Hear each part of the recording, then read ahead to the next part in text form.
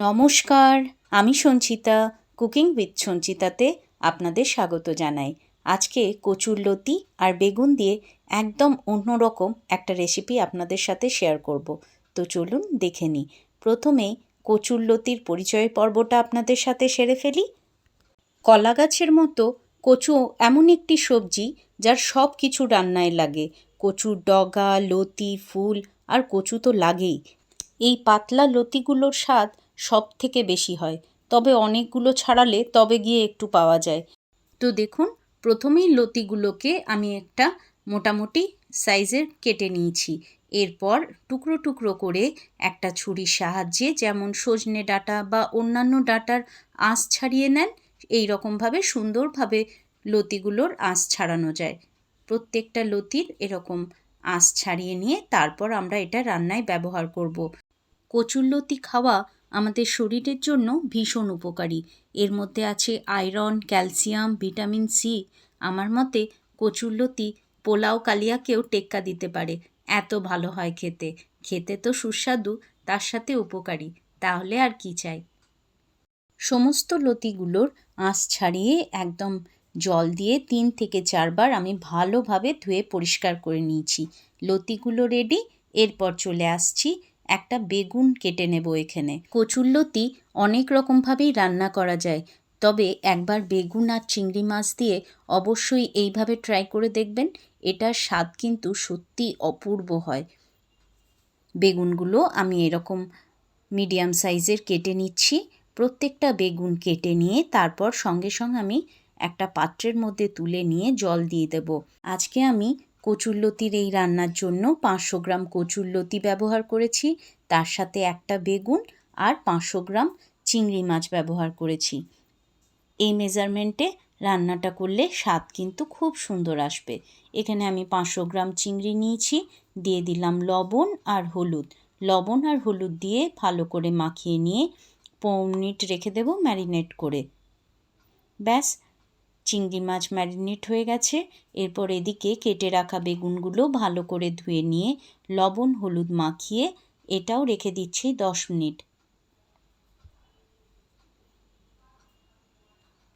বেগুনগুলো ভালো করে মাখিয়ে নিয়ে এরপর চলে আসছি পরের স্টেপে। কড়াইয়ের মধ্যে কিছুটা পরিমাণ জল গরম করে নিয়ে তার মধ্যে লতিগুলো আমি একটু ভাপিয়ে নেব। লতিগুলো ভাপিয়ে জলটা ফেলে দিলে গলা ধরার সম্ভাবনা অনেকটাই কমে যায়। লতিগুলো ভাপানোর সময় দিয়ে দিলাম সামান্য লবণ, আর দিয়ে দিলাম বেশ 1 টেবিল চামচ পরিমাণে লেবুর রস। লেবুর রসটা অ্যাড করলে গলা ধরার সম্ভাবনা অনেকটাই কমে যায়। বেশিক্ষণ না, 4 থেকে 5 মিনিট লতিগুলোকে আমাকে চাপা দিয়ে মিডিয়াম টু হাই হিটে ভাপিয়ে নিতে হবে। তাহলে লতিগুলো 60 to 70% পর্যন্ত সেদ্ধও হয়ে যাবে, আর লতিগুলো রান্না করতে খুব বেশি সময়ও লাগবে না। একটা ছান্তার সাহায্যে লতিগুলো জল ঝরিয়ে আমি একটা প্লেটের মধ্যে তুলে নিচ্ছি। সমস্ত লতিগুলোকে জল ঝরিয়ে তারপর প্লেটের মধ্যে তুলে নেবেন। বাকি জলটা আমরা কিন্তু আর ব্যবহার করব না, এটা ফেলে দেব। এরপর চলে আসছি পরের স্টেপে। কড়াইয়ের মধ্যে নিয়ে নিলাম 3 টেবিল চামচ পরিমাণ সর্ষের তেল।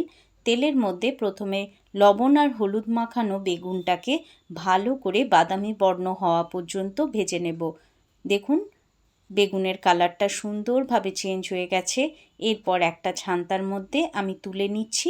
বেগুনের অতিরিক্ত তেলটা যাতে ঝরে যায় তাই ছান্তায় করে তুলে নিয়ে একটা প্লেটের মধ্যে আমি তুলে নিলাম। বেগুনগুলো সুন্দর করে ভাজা হয়ে গেছে। এরপর ভাপিয়ে রাখা লতিগুলো এখানে একটু ভেজে নেব। লবণ, হলুদ আর কাশ্মীরি লঙ্কা গুঁড়ো দিয়ে এখানে লতিগুলোকে একটু ভেজে নিচ্ছি।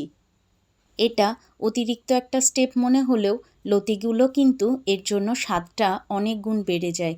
লতিগুলো 3 থেকে 4 মিনিট মিডিয়াম হিটে ভালোভাবে ভেজে নিয়ে কালারটা একটু চেঞ্জ হয়ে গেলে আমি তেলটা ছান্তার সাহায্যে ঝরিয়ে নিয়ে একটা প্লেটের মধ্যে তুলে নিচ্ছি।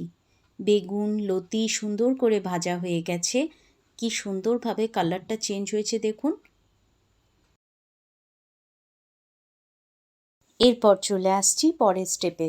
কড়াইয়ের মধ্যে নিয়ে নিলাম আরও 1 টেবিল চামচ পরিমাণ সর্ষের তেল। তেলটা দিয়ে ভালোভাবে গরম হয়ে গেলে তেলের মধ্যে 1 থেকে 1.5 মিনিট চিংড়ি মাছগুলো দুবারে আমি ভেজে নিচ্ছি।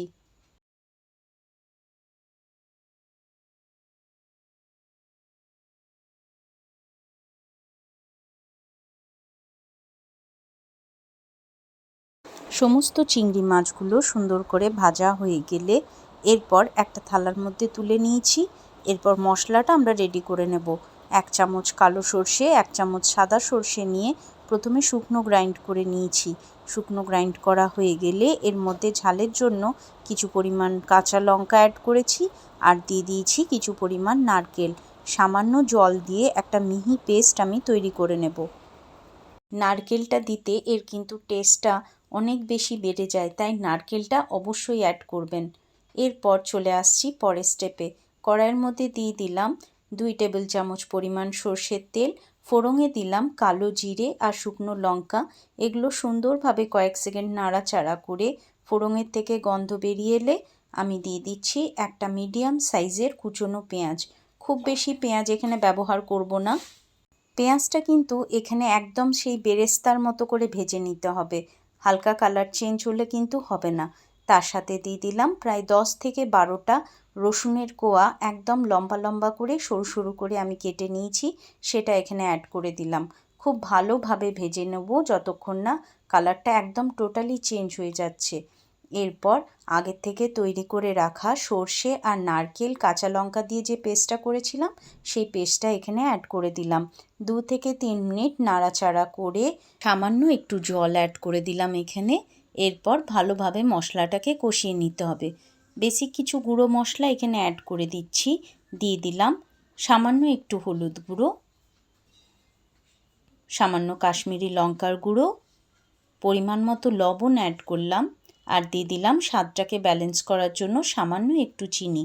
আপনারা মিষ্টি মিষ্টি পছন্দ না করলে চিনিটা স্কিপও করতে পারেন, তবে চিনিটা দিলে খেতে কিন্তু বেশ ভালো হয়।